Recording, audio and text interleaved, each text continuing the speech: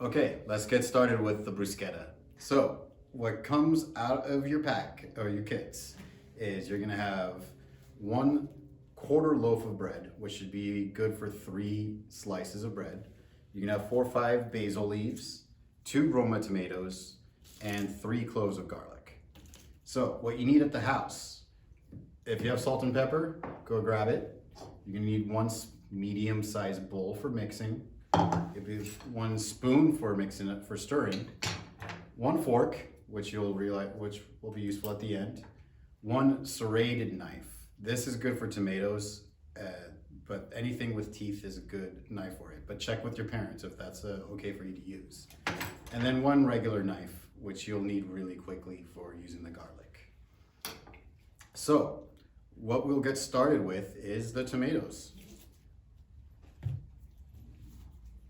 Again, grab the serrated knife. Now, I don't know about you, tomatoes are one of my least favorite things to chop because they get really squishy. Well, we got you Roma tomatoes, which are supposed to be more firm and have less seeds and juice in the middle, so hopefully that'll get alleviated. The serrated knife also really helps with it because it won't smush as much as if you use a regular knife, so just go with that. Now, it's good to cut them in half like this. If you remember, curve your fingers so you don't chop your hands. And go like this. Now we want to dice them so they're like tiny little cubes. They don't have to be perfect, but it just has to be pieces that are good enough to put on a piece of bread. Curve your fingers and we'll go lengthwise like this.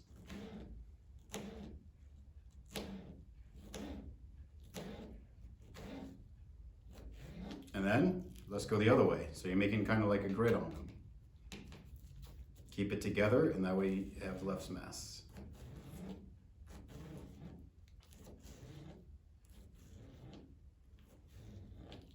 And there you go.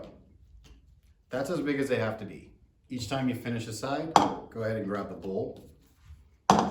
Use the dull side of your knife and scrape it out of your cutting board. And we're gonna do the rest real quick. So same idea, curve fingers, slice.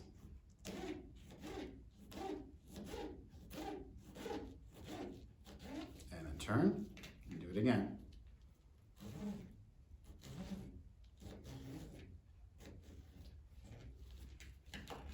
Throw in. You have 2 tomatoes, so that should be actually plenty for you to use.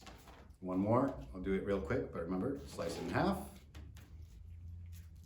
Also, if you have pieces like this, I'm gonna see if the camera gets a good angle of it. Sometimes you wanna remove that too.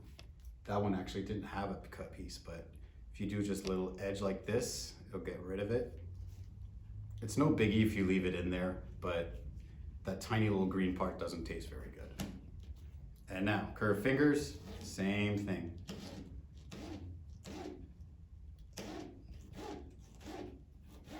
Turn, do the same thing, curve fingers.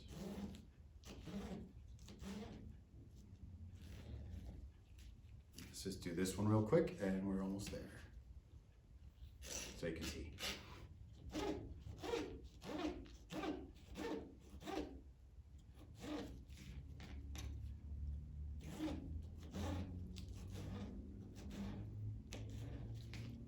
All right. Getting a little sticky here. There we are. So again, dull end, you scrape what you got in there now. Okay, so next up is the basil. You can use a serrated knife, it gets a little messy. If you just have a plain regular kitchen knife, and it doesn't even have to be that sharp, you can get this. Also, I think I forgot to mention this, make sure you rinse all your vegetables. We should rinse the tomatoes in cold water and the basil leaves as well. But it's honestly the same thing. If you have some stems, take them out. No biggie if you leave them on, but the flavor's all in the leaves. Curve fingers, and we're gonna mince these really small.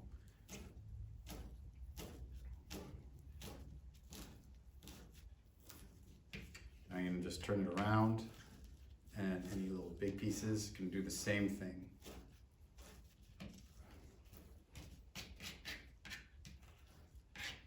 And there you go. I like it really small, so I'm just gonna go again. And into the bowl it goes.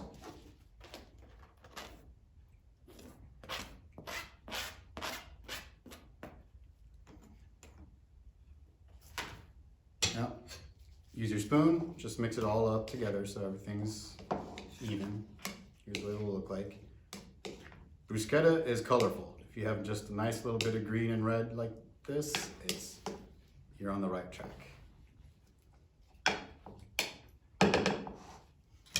Okay, also, if you have salt and pepper at home, this is where you can use it.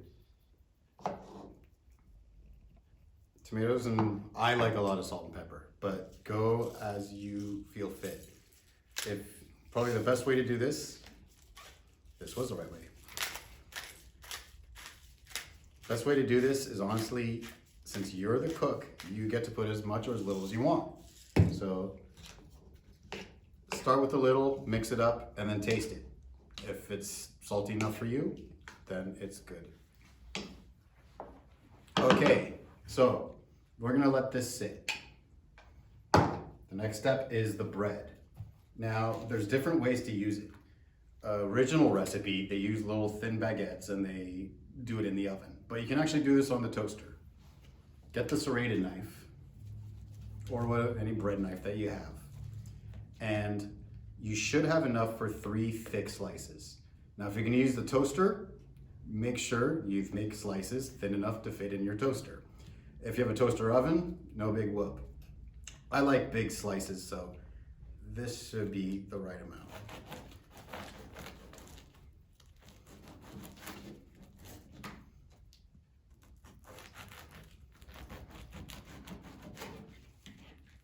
I squished this a little, but there we go. So you're gonna throw these in the toaster, and they should just be golden brown, just like when you're having toast in the morning. That's the right color you want. Essentially, you want it crispy, because what we're gonna do is use the garlic and smear the garlic on the toast. When you're done with it, it should be this color. See, like this, just like good old toast, it should be crispy and hard enough on the outside. With this color, it's still not like completely dry, and that's what you need to do. So with the garlic, let me get this out of the way. With the garlic, I have a little trick. One thing I hate doing is peeling garlic. It gets really sticky, but it gets a little easier if you grab your knife and smash it with the palm of your hand like this. Just put your weight in it, and it breaks it up. Then it's always a lot easier to remove that pesky garlic skin, because you don't want the garlic skin on your meal. Now like this, it's nice and softened, and your toast should be hard enough and it'll work like a grater. Just go like this. It'll get a little messy, but eventually you get garlic all over it. I don't know about you, I love garlic, so I put a lot. You have 3 cloves, use as little or as much as you want. If you have some extra garlic, you can mince it, and we'll do that too, and just throw it directly in the bruschetta as well. You only need really to do one side, the side that you're gonna put the tomatoes on. I actually do one more. Oh, be careful when you do it. So I'm gonna go a little more careful here. Flat, like this, palm, squish, put your weight in it. Then you can remove the skin super easy and continue.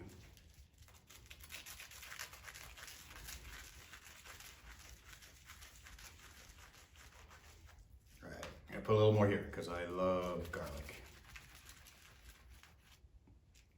Now, also because I love garlic, and if you want to do this option, another thing you can do is mince the rest, and mince means really small cubes, and throw it directly in your bruschetta mix. Again, make sure you don't have any of the skin on. That's the one thing you don't want in the mix. Curve your fingers, and using the same knife that you squished everything with, do little pieces as thin as you can. So same direction you're doing the tomato, just in a much smaller feet. Let's have a little skin in it. And there you go. This is actually a lot of garlic, even for my standards. So I'm only gonna put a little bit in the mix. It's gonna be a lot of flavor.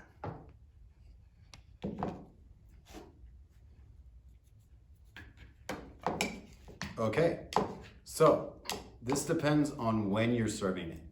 You do not want to put the tomatoes on the toast and then let it sit, because the juice from the tomatoes is gonna soak in and it might actually make the bruschetta soggy. So when it's right time to serve this for your family or however you're gonna use it, get the toasts out and grab a fork. And I recommend using a fork because there's still a lot of juices and stuff and you don't want it to get too soggy. So use the fork and you put a generous amount of the tomato mix directly on it like this. So there's an example. And you should have enough for 3 or 4, like a generous amount on each toasts.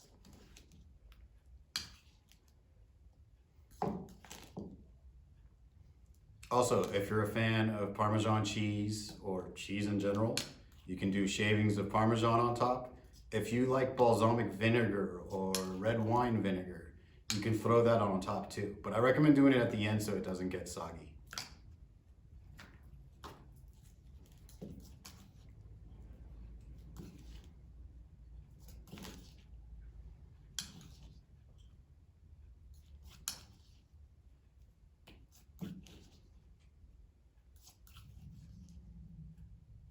Okay, so in the end, you should have yourself 3 or 4 toasts of bruschetta. There you go.